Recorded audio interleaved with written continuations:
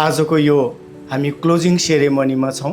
यसको अध्यक्षता ग्रहण गरिरहनुभएका आदरणीय अध्यक्षज्यू, साथसाथै यो कार्यक्रममा उपस्थित सम्पूर्ण आदरणीय तथा प्रिय दिदीबहिनी तथा दाजुभाइहरू, यहाँहरू सबैलाई म कृष्ण अधिकारीको तर्फबाट हार्दिक न्यानो अभिवादन। सबभन्दा पहिला यो कार्यक्रममा मलाई एउटा प्रमुख अतिथिको रूपमा यहाँ आसन ग्रहण गराएर जुन आफ्नो विचारहरू राख्ने एउटा अवसर दिनुभएको छ, त्यसको निम्ति म यो सिङ्गो इन्टायर टिमलाई धेरै धेरै आभार व्यक्त गर्न चाहन्छु। साथसाथै यो महत्त्वपूर्ण कार्यक्रम सम्पूर्ण रूपले सार्थक उपलब्धिका साथ सभ्य र भव्य ढङ्गबाट सफल होस् भनेर हार्दिक शुभकामना पनि अर्पण गर्न चाहन्छु। अहिले तपाईँहरूको प्रस्तुतिहरू सुन्दै गर्दाखेरि यति राम्रो प्रस्तुति छ, यति सुन्दर प्रस्तुति छ कि यसको जतिसुकै यहाँ व्याख्या विश्लेषण गरे पनि त्यो अपुरो हुन्छ, अधुरो हुन्छ। त्यसकारण तपाईँहरू सबैलाई एकचोटि म हार्दिक सम्मान व्यक्त गर्दछु र यहाँहरू सबैको सम्मानमा एकचोटि म जोरदार ताली। तीनटा कुरा चाहिँ म यहाँहरूलाई भन्छु। एउटा, जीवनमा हारेको मान्छेबाट सिक्नु होला अथवा हारेको मान्छेको अनुभव सुन्नु होला। हारेको मान्छेबाट किन हारियो, कसरी हारियो र के नपुगेर हार्यो भन्ने कुरा हारेको मान्छेबाट थाहा पाउन सकिन्छ। नम्बर 1।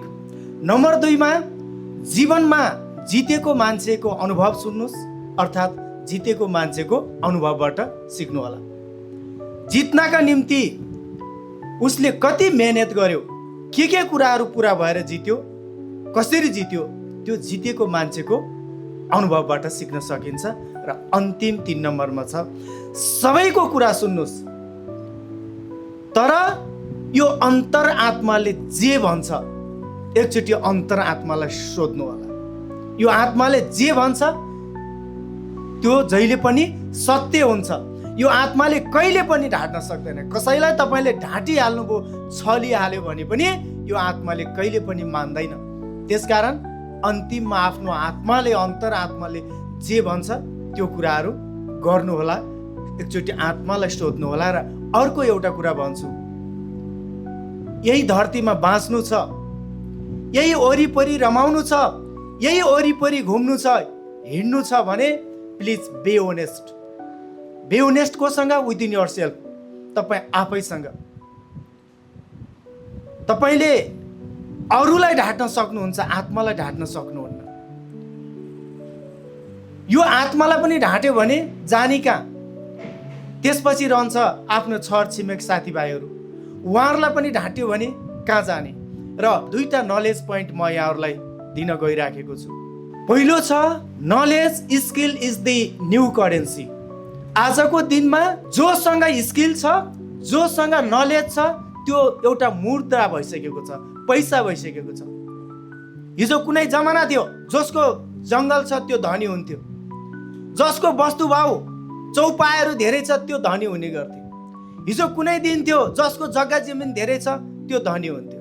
हिजो कुनै दिन एउटा यस्तो दिन थियो कि जसको टौवा ठुलो छ त्यो टौवा हेरेर छोरी दिने प्रचलन हुन्थ्यो। टौवा भनेको धानको त्यो पराल। तर आज ती टौवाहरू कहाँ गए? ती जग्गा जमिनहरू कहाँ गए? तपाईँ ज्ञानी भन्नुहोस्, तपाईँ धनी हुने कुराको ग्यारेन्टी म लिन सक्छु।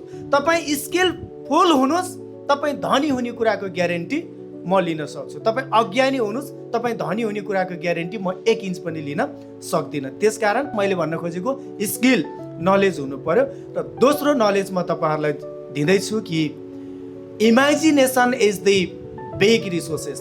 आजको दिनमा तपाईँहरू सबैले विगतमा कयौँ रात तपाईँको आँसुको धाराले सिरानीहरू भिजेका दिनहरू पनि छन्, रातहरू पनि छन्। कयौँ रात तपाईँको आँसुको धाराले तन्नाहरू भिजेका छेडहरू पनि छन्। कयौँ रात तपाईँको आँसुको धाराले रुमालहरू भिजेका छेडहरू पनि छन्। तर त्यो सबै कुरा तपाईँले बिर्सनु भयो। ती सबै कुरा बिर्सनु भयो। एउटा कुरा कहिले पनि बिर्सनु भएन, त्यो थियो तपाईँको सपना, अर्थात् कल्पना, इमेजिनेसन। त्यो कल्पना र सपनाले नै गर्दा तपाईँहरू आज यो ठाउँमा आइपुग्नु भएको छ। त्यसकारण imagination is the big resource. हिजो कुनै जमाना थियो खानीको स्रोत, हिजो कुनै जमाना थियो वन जङ्गलको स्रोत, हिजो कुनै जमाना थियो जसको कपास फार्महरू ठुला ठुला फार्म छ त्यो धनी हुन्थ्यो। मैले भने तपाईँहरूलाई विश्वास लाग्दैन होला, कल्पना नि काहीँ यो रिसोर्स हुन्छ। हेर्नुहोस् न विगतको 2 दशक फर्केर हेर्नुहोस् त, आज दुनियाँमा सबभन्दा धनी मान्छे को हो आजको दिनमा? मलाई भनिदिनुहोस् त, को हो सबभन्दा धनी मान्छे? एलन मस्क हो। कहाँ छ त्यो एलन मस्कको व्यापार? कहाँ छ आज? हावामा छ भन्नुहोस् न। त्यो मार्क जुकरबर्गको व्यापार कहाँ छ आज? कहाँ छ नेपालमा त्यसको अफिस? हावामा छ। च्याट जीपीटीको कहाँ छ आज व्यापार? हावामा छ। अलिबाबाको कहाँ छ आज व्यापार? हावामा छ। हेर्नुहोस् त कल्पनामा कति तागत हुँदो रहेछ। बेलुका समुद्रको किनारामा घुम्दै घुम्दै दाजुभाइ हिँड्दै थिए अनि भाइ चाहिँले दाइ चाहिँलाई भने, दाइ हामी पनि त्यो आकाशको चरा जस्तै उड्न पाएदेखि कस्तो मजा हुन्थ्यो है। राइट दाजुभाइको भाइले दाइलाई यो भन्नुभएको थियो, त्यहाँबाट सुरु भएको। अनि मान्छेहरूले पागल भन्न थाले, कहीँ मान्छे पनि आकाशमा चरा झैँ उड्न सकिन्छ? बौला भन्थे राइट दाजुभाइलाई। यो बौलाको घर आयो, बाटोमा पर्थ्यो अरे उहाँको घर। त्यो घर हिँड्ने मान्छेहरूले बौला हो नि यिनीहरू, कहीँ आकाशमा चरा झैँ मान्छेहरू उड्न सक्छ? आखिरी सफल त भयो नि।